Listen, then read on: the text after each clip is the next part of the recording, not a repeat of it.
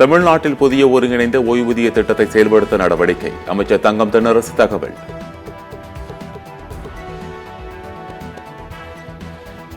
சீமானை நீதிமன்ற கூண்டில் ஏற்றி உரிய தண்டனை பெற்றுத்தர வேண்டும். மதிமுக பொதுச் செயலாளர் வைகோ வலியுறுத்தல்.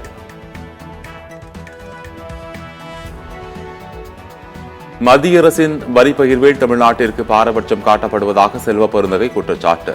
பாஜக ஆளும் மாநிலங்கள், எதிர்க்கட்சிகள் ஆளும் மாநிலங்கள் என பாரபட்சம் பார்க்க வேண்டாம் என வலியுறுத்தல். பொங்கல் அன்று வண்டலூர் உயிரியல் பூங்கா செயல்படும். பார்வையாளர்கள் ஆன்லைன் தளங்கள் மற்றும் டிக்கெட் கவுண்டர்கள் மூலம் டிக்கெட்டுகளை வாங்கலாம்.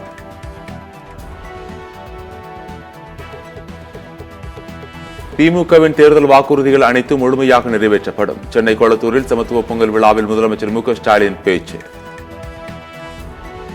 மக்களிடத்தில் தேர்தல் நேரத்தில் என்னென்ன உறுதிமொழிகளை சொன்னமோ, வாக்குறுதிகள் எடுத்து சொன்னமோ, நாங்கள் ஆட்சிக்கு வந்தால் என்னென்ன பணிகளை நிறைவேற்றுவோம் என்று மக்களிடத்தில்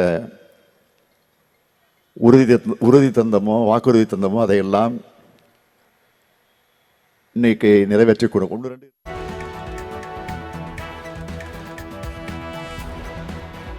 மதுரை தூத்துக்குடி ரயில் திட்டத்தை புறக்கணிக்கவில்லை.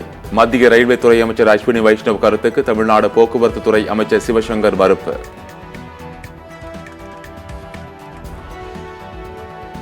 போதைப் பொருட்கள் இல்லாத தமிழ்நாடு என்ற மொபைல் ஆப் அரசு சார்பில் துவக்கம். தலைமைச் செயலாளர் முருகானந்தம் துவக்கி வைத்து லட்சணையை அறிமுகப்படுத்தினார்.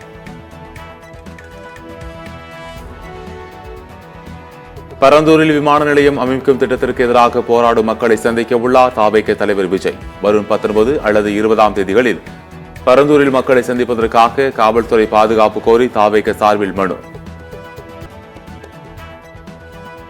கேரளாவில் இளம் விளையாட்டு வீராங்கனை பாலியல் வன்கொடுமை செய்யப்பட்ட சம்பவம். 20 பேரை கைது செய்து போலீஸ் விசாரணை.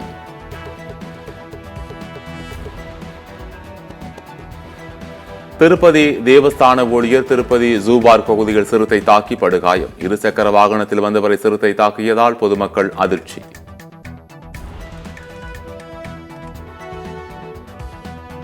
சத்தீஸ்கரின் சுக்மா மாவட்டத்தில் போலீசாரால் தேடப்பட்டு வந்த நக்சலைட்டுகள் 9 பேர் இன்று சரணடைந்தவர்கள் அனைவருக்கும் மொத்தமாக 43 லட்சம் வழங்கப்பட்டுள்ளதாக சத்தீஸ்கர் அரசு தகவல். உத்தரப்பிரதேசம் ரயில் நிலையத்தில் கட்டிடம் இடிந்து விழுந்து விபத்து. 28 பேர் மீட்கப்பட்டுள்ளதாக தகவல்.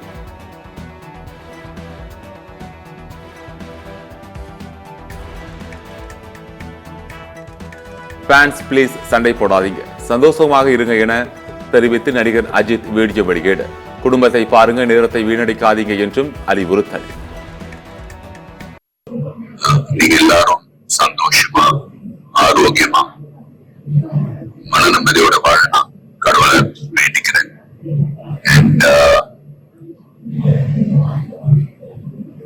ஃபேமிலியை பாருங்க, உங்க குடும்பத்தை பாருங்க. No waste time.